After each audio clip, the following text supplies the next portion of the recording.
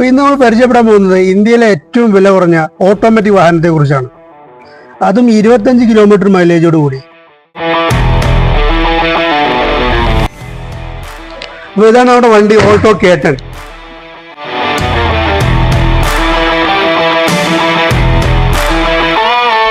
ഈ വർഷം മുതൽ സുരക്ഷ വർദ്ധിപ്പിച്ചിരിക്കുന്നു. 6 എയർ ബാഗുകളാണ് ഓൾട്ടോയിൽ ഈ വർഷം ഈ മന്ത് മുതൽ മെയ് മാസം മുതൽ ഇറങ്ങുന്ന വാഹനങ്ങളിൽ നൽകുന്നത്.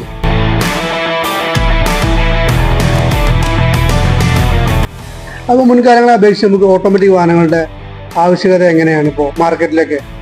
താരതമ്യേന കൂടി വരികയാണ്.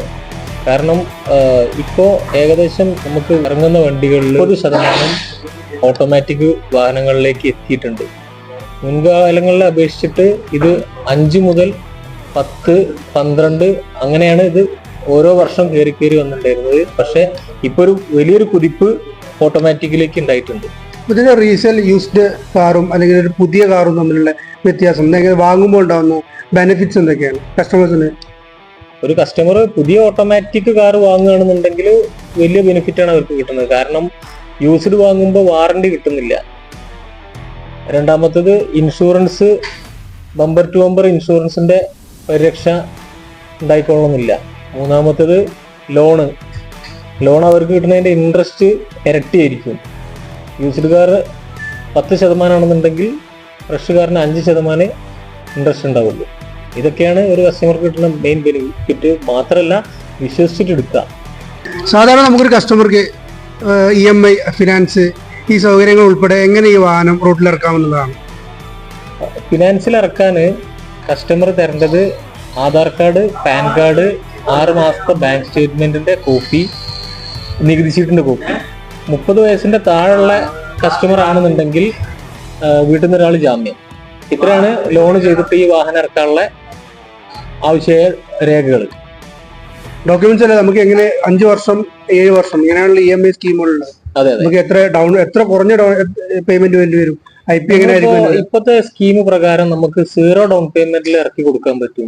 മാരുതിന്റെ ഓഫർ ഉള്ളതുകൊണ്ട് 0 ഡൗൺ പേയ്മെന്റിൽ ഈ വാഹനം ഇറക്കാം. വെറും 14,300 രൂപന്റെ 59 അടവാണ് വരുന്നത്. അതായത് 5 വർഷത്തെ അടവ്. അതെ, 5 വർഷം. ഒരടവ് കുറവുണ്ടാവും. 60 മാസമല്ല, 59 മാസത്തെ അടവ്.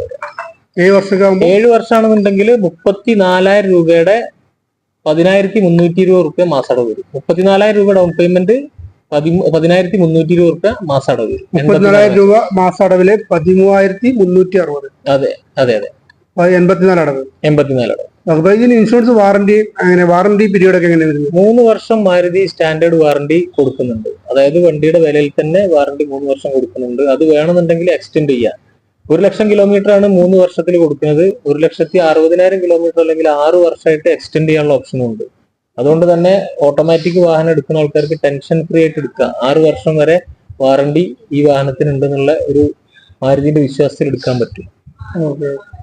വാഹനവുമായി ബന്ധപ്പെട്ട എന്ത് ആവശ്യത്തിനും താഴെ കാണുന്ന നമ്പറിൽ കോൺടാക്ട് ചെയ്യാം.